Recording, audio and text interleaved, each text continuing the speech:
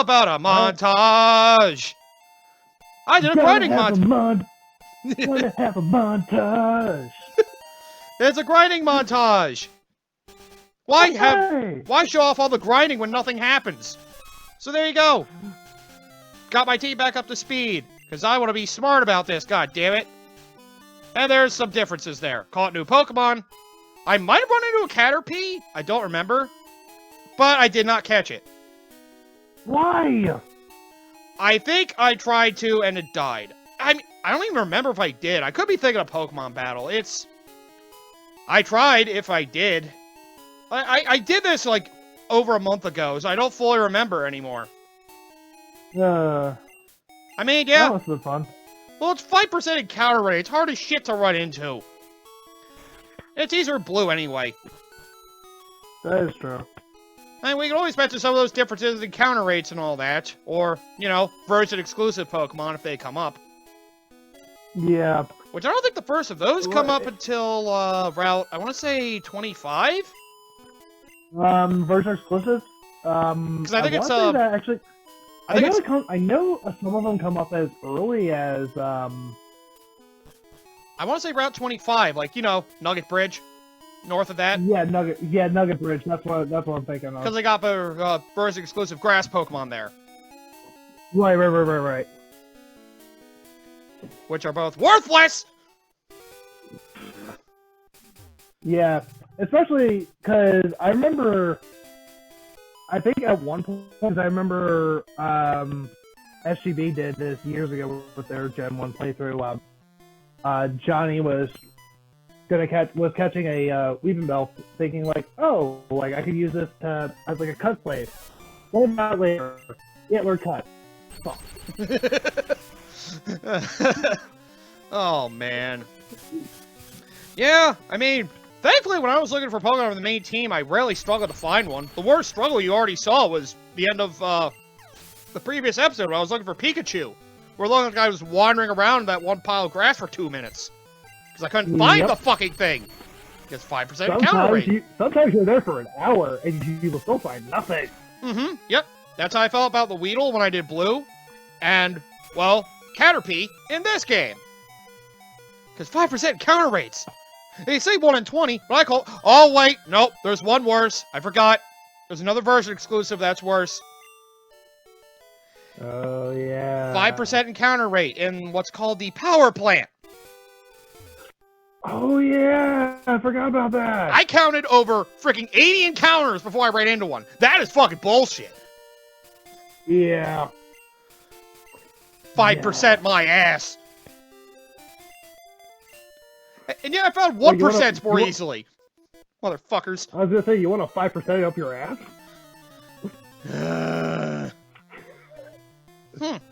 You kinda wanted that one. Just the tip. Oh, there's a Caterpie. Fucking asshole. Version exclusives are fun. Or, those are particularly tough to catch in certain versions are fun. I'd imagine by like the 10th catcher, where it's like, oh, you're not gonna believe what I have, and your trainer's just going, if it's any form of Caterpie or Weedle, you're gonna get punched in the mouth. And then the puncher has a real dilemma. Yep. It's like, alright, oh, I finally found a Caterpie! Go ahead, use Tackle. Critical hit, dead. Fuck! You son of a bitch! Ugh. That's always the fun part, too. When you finally find the Pokemon you're looking for. Critical hit, dead. Yeah. The struggle's real. Just pure, seething rage. And yet, I had better luck in the Safari Zone, not counting one Pokemon that's a bitch to catch. Yep. Hope you're good at that like Super Rod, and a very patient motherfucker. That, and there's another one I can think of that's in grass, in that same area. Well, maybe not the same exact area, but the same, like, thing. There's a lot like that. Are you talking about the one that has eggs? Yes, that's a 1% rate. Yes! I think it's 4% in another certain area. Yeah, like, that's the highest. Yep. Everywhere else, it's 1%. Yeah, I was gonna say, there are 3 Pokemon in the Safari Zone that are 4% in one area, 1% in another area, and then not found in whatever their third area is. And they're, like, cycled. Oh, hang on a second, I got a call. Alright, go ahead. Okay. Well, since he's taking his call right now, I may as well go over something here. So, if you saw the weird little arrow when, Nidoran was, using his moves? Yeah, if you hit the select button on the Game Boy, you can actually sort their moves. So, you know, if you want to have the moves you prefer using up at the top, so you're up to them more frequently, you can do that. Oh, and we finally got Pokemon Poison. They get poisoned, they take damage over time, equal to 1/16 of their, max health. So, yep, and it rounds down. So, you know, if you have 31 HP or less, you only take 1 damage. And then if you have 32 to 47, 2 damage, 48 to 63, 3 damage, etc., etc. But yeah, Poison's a bitch, and it lasts after battle. With every, like, 5 or so steps you take 1 damage. So yeah, Poison can be a bitch! Just a heads up of that. Also, I hate these assholes, and the things they say to get you started at battles. Like, one girl's like, you looked at me, didn't you? You looked at me! I was ignoring you! And this guy, hi, I like shorts. They're comfy and easy to wear. Now we fight! You fight! Why? Why is this what starts a fight? I don't get you people! Yeah. And all you guys are freaking Rattata. Or Rattata, whatever. I don't know full pronunciations. But yeah, thankfully, doing post-commentary recording-wise, you're not going to see any grinding, which is always a good thing. Because, well, that could get old really fast. Now, get out of the way, you damn rat! Oh, no, you don't. You're not killing my Pidgey! But, yeah. We can go into more of the, version exclusivity stuff later. Because, well, we'll probably have better opportunities for that when we find more Pokemon that are either easier to find in one version, not the other, like Nidoran male.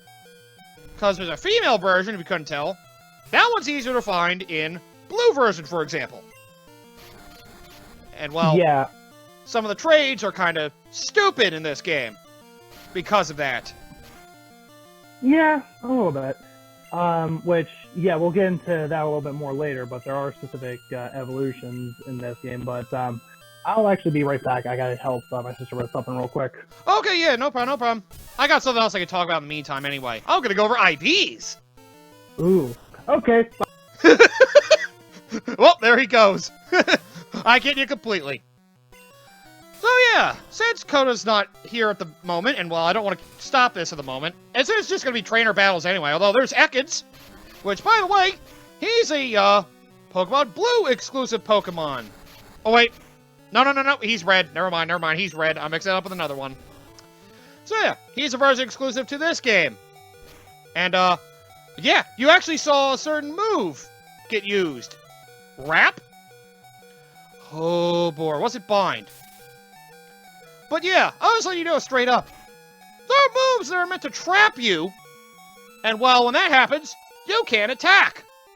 And when that happens, well, every turn that comes up, if you don't switch out, it just keep hitting you with it, and hitting you with it, and hitting you with it. You can't do anything. So if you're super fast and have a move like that, well, you can absolutely wreck your opponent. It doesn't do a lot of damage, but it adds up. And I think it's only 1 PP use per, use of Wrap or Bind. I know those are 2 similar moves, so... yeah, it's pretty funny. This game is broken. But anyway, well, I may as well go over some more Pokemon statistics with you, just to get them across, for those of you that don't know. I remember a couple episodes ago, me and Koda brought up the idea of EVs, which are, you know, short for effort value points. If Pokemon physically battle other Pokemon, depending on the species of Pokemon, you get certain points. Those points get added to stats, which in later level-ups will give you more stat upgrades. There's a limit to that. You can get 255 per stat, which every 4 will give you a stat increase of 1. So you have like 252 points of effort value for a particular stat. You get 63 extra points for that stat by the time you hit level 100, which is the max level, by the way. And, yep, you can only get up a grand total of 510 effort value points for every Pokemon, which shows the maximum dedication for them if you get that. Which I think later games give you, like, a medal to track to say, like, oh, wow, your Pokemon's really strong. Something like that. But, yeah, that's how effort value works. And, yeah. So you want to... The highest point total you want for a particular stat is 252. Unfortunately, there's no way to really track that. So you're going to have to either make a chart of that, track it on your own, or just not give a crap, like a lot of casual players do, and just say, whatever, I just want to get through. Doesn't matter. Now, there's another stat that actually plays a somewhat bigger role with your stat increases. They are referred to as IVs, which are individual values, I believe is what they're called. It's either individual or independent. I think it's individual. But basically, every single stat also has a certain IV value ranging between 0 and 31 for every stat. HP, attack, defense, speed, and only special in this case. The higher that value, the more that stat will grow. So, you know, you want to have Pokemon that have high IVs.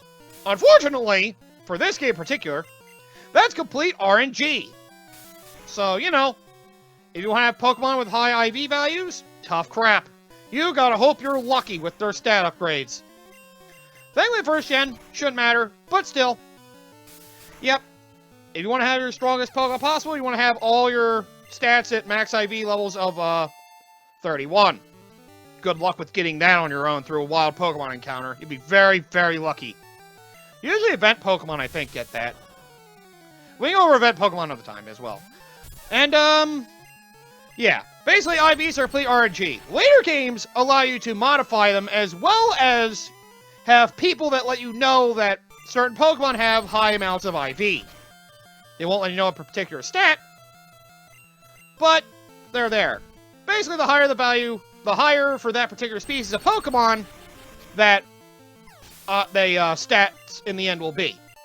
Because, well, you know, every single Pokemon has a different stat growth rate depending on their species as well, because strengths and all that crap. Oh, by the way, Kakuna got to level 10. So here you go. We have Kakuna, who evolves into frickin' Aaron Hansen's favorite Pokemon for some reason. It's Beedrill. I'll admit, he's got a really cool design. I do like Beedrill's design. Unfortunately, he's not that strong. Early game, he's good. But later on... Oh, yeah, there's another thing to mention, by the way. When you have full Pokemon on you, all 6, if you catch another Pokemon, you wonder where that thing goes? There's a Pokemon box. So, yeah, once you hit more than 6, there'll be a Pokemon box to store everything in. And you'll be able to store them there. Now, look at you, it's so intriguing. Jeez, I'm sorry. I was just trying to walk along, but I caught your hair, and, well, now this is what's happening. Oh, yeah. By the way, don't mind that, weird skip. I'm playing on the emulator. I have Blue on my 3DS. It's freaking like $8. Don't rat me out on that, alright? I had some emulator difficulties, okay? Okay, so I talked about IVs, EVs, the Pokemon box, further exclusives we'll go into later, because, well, it'll be more relevant once we actually see Pokemon that are, you know, important in that discussion. We saw Ekans. He is one of them. But he's for this version, so no problem there. Let me think. So, what do you guys think of the, Pokemon Sword and Shield expansion stuff, huh? That's, intriguing, right? Oh, god damn, you paralyzed! You killed my friggin' Pikachu, you asshole! Oh, there's something else. A paralysis stat. Thunder Wave can automatically get paralysis, while Thunder Shock has a, I believe, 10 or 20% chance? I want to say 20% chance of paralyzing. Which basically, if you couldn't tell by the times Pokemon have been paralyzed, it severely slows down the Pokemon that are paralyzed. I believe it cuts their speed in half. And there's a slight chance that there's like a, I want to say 50% chance that the Pokemon who's paralyzed will not be able to attack. There's a lot of random number generators involved in all this, so... Yeah, that's how that works. You can find my new Pokemon. It's really that new? The first 150 are freaking old as hell, man! There's nothing new about them! You Gen 1ers are the worst! I get Gen 1 has the freaking most memories for people when it comes to, you know, Pokemon designs, but... maybe that's something I should save for discussion once Coda comes back, because, well, I can say this straight up. Gen 1's Pokemon aren't as great as you remember them to be. The other ones are actually pretty good, too. Gen 1's just most iconic because it came first. And that does not mean it was the best. Then again, that should go without saying. I'm not saying that generations I like more have better. I'm not that biased. Believe me, as much a fan as I am of Gen 5, unlike Coda, I can agree that most of the Pokemon designs are not fantastic. Some of them are good, but, well, they've been slimming down since Gen 5, which in all fairness might be better off for them. When they try to introduce too many new things, it gets sloppy, and, well, yeah, ends up not feeling as good after the fact. The execution feels a little off. That can be said about Black and White with only giving you... well, we can go into that later, but they had a lot of Pokemon Black and White, and the way they executed that wasn't very good. Sword and Shield, they added some new Pokemon, but, well, got rid of the ability for you to get all of them. That's why everybody hates the new game, or part of the reason why. Good for you, Pidgey, you learned Quick Attack! Priority moves! Ugh! Good level ups. I can't wait for you two to evolve. Eventually. Oh yeah, the currency of this game is referred to as Pokédollars. It's not yen, and it's not related to any kind of currency around the world. It's just referred to as Pokédollars. They have a currency completely unrelated to the real world. Even though they have the moon launch and they have the moon landing as part of the game's history, which is weird, but whatever. I'm not going to question it. Oh yeah, there is something else to talk about as well. The Kanto region here. The region for Generation 1. Fun fact is that, well, if you could guess by the name, Kanto region for Pokemon Gen 1 is based off of the actual Kanto region in Japan. It's basically, I guess you could say, like, taking a map of, you know, the Kanto region of Japan and generalizing it, and letting you explore that. Like, the regions of every Pokemon game are based off of an actual part of the world. With this game, it's only the Kanto region, which, if I'm not mistaken, is Western Japan. No, Eastern, my bad. Eastern Japan is Gen 1. Western Japan is Gen 2, my bad. But yeah. If you're ever curious if there are real-world inspirations for a lot of the regions, that's actually the case. Also, this asshole's asking you to pay 500 Pokédollars for a Magikarp.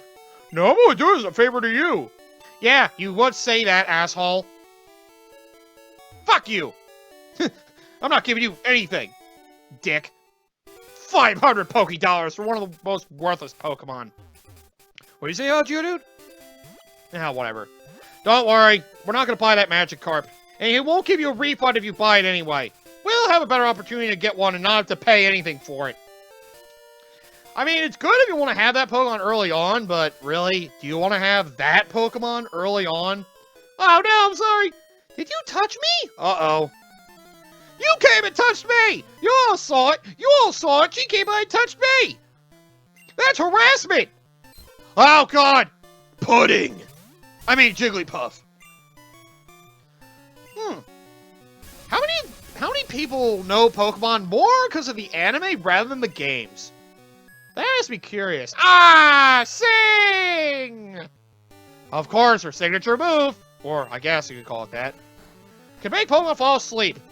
There's a 60% hit rate, I think. Haha! I paralyzed you beforehand. So the way sleep works, well, you try to act, and well, if you don't wake up, you just stay asleep. And you can't do anything. So that sucks. Ah, Disable! That's a fun move that gets rid of your use of a certain move for a while. For example, Disable! Thunder Wave was disabled. Wow!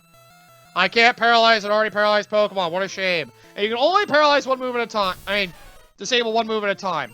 And between 1 to 5 turns, well, it'll re-enable itself. So don't worry, it's not permanent. Neither is sleep. Although when you do wake up, in Gen 1, you waste a turn waking up. So you don't actually get to do anything. Which is very annoying. That's right! That's right! You sit there like that stupid little puffball you all are and suffer. I said all. Yikes. Oh, paralysis help. But yeah, sleeping is really annoying in this game. You spend like 1 to 6 or 7 turns asleep. And, well, you can't act. So, yeah, it sucks. Being asleep in this game sucks. Come on, kill it! Kill it! No! You bum, Pikachu! I will have to reevaluate whether it's worth having you on the team. Go, Beedrill! Wow, you look weird in the back. And again, that is actually a pretty accurate look of a bee, I suppose, from behind. Yeah, Jigglypuff is a tough customer, though. I mean, how many people like to build their main teams with normal Pokemon in mind? Which, when I think about it, it's not actually a terrible strategy. It's just, you know, it's... What's the word I'm looking for? Different? Is that the word you're looking for? I don't know. And now you're fighting me for not wearing shorts! Are you shitting me? Are you shitting me, dude? I swear, these trainers fight you for the dumbest reasons. God damn, I skipped to the audio again! I'm an asshole, I know! But yeah. Take that, you got poisoned, bitch! How many people are more familiar with the anime than the games? I would honestly be surprised if you were. Because, well, the anime got popular because of the games. Although, in all fairness, we got the Pokemon anime here in America at the same time the games came here to America as well. In fact, if I'm not mistaken, I think the anime actually came out, I want to say, like, a month or a couple weeks before the game first came out in America. Because I think there was some, like, launch delay or something like that. Because the anime was meant to coincide with the release, if I'm not mistaken. At least internationally it was. And while we happen to get internationally get Pokemon Blue and Red once Japan already had Red and Green 3 years prior, and they got an improved version of what Red and Green used to be, which was their Blue. They just gave us Blue and gave us the original Red to, you know, coincide the idea of Red and Green back from the first versions of the first game in Japan. There's a good history lesson for you. The first gen games we got internationally for the first time, imagine the version that Japan got when they first had it. If I'm not mistaken, there's more glitches, and the Pokemon designs are a lot rougher in Japan's first version. So yeah, be thankful that internationally we got the improved version of this game. And it's still pretty rough to look at. Alright, well, I could talk on more about the anime, but, well, maybe that's another discussion when Coda comes back. Thankfully, the episode's over, so I don't need to keep rambling to myself forever. Alright, guys. Glad you're all watching me just go battle a bunch of trainers all day. Because, well, that's what happens in these Pokemon games. You fight trainers all day. Come back next time, and we're going to continue to battle trainers and go to whatever that Mount Moon is. Take care, everyone.